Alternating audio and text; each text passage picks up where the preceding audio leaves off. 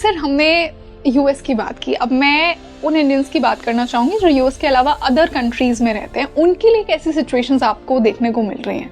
Other NRIs जो कि Australia और यूरोप यहाँ पर हैं, यहाँ पे कैसी सिचुएशन लग रही है? एज फार एज जो मैंने चार्ट देखी, यूके का चार्ट है, it is not a strong chart. United kingdom मेरे ख्याल से वो कभी स्थिति आएगी नहीं कि it can dominate the European system.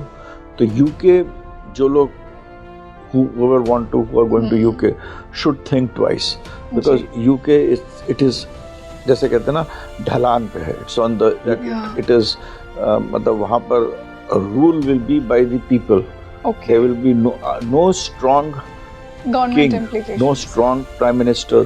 I feel in the next 5 to 7 years जो मैंने देखा है, they will not have a very strong person to take decision, and they will have to take decisions ऐसे लेंगे जो कि मतलब आदमी के जाने के लिए तो बिल्कुल मतलब it will not be good. So UK's horoscope out of all the European horoscopes, if you look at horoscopes of UK, France, Germany, ये तीनों countries की horoscope देखें, इसमें 6th, 12th, 3rd जो कि important houses होते हैं for मतलब खष्टेश पीड़ा के लिए, बॉर्डर के लिए, नेबर्स के लिए, अपने खुद के वेल्थ के लिए, ये तीनों कंट्रीज़ का कोई हमें मेरे को बहुत ज़्यादा वो नहीं दिखता।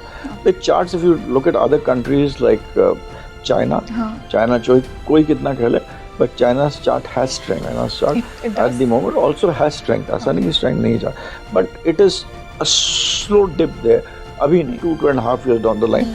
But China and Russia are two charts which I feel do have a strength. Especially मेरे हिसाब से जो पावर आगे आएगी, the 2B power, which will come in 2031-32 जो आपको टाइमलाइन हुआ, the country which will play the most important role play करेगी उस time will be Russia, will be at the center of things.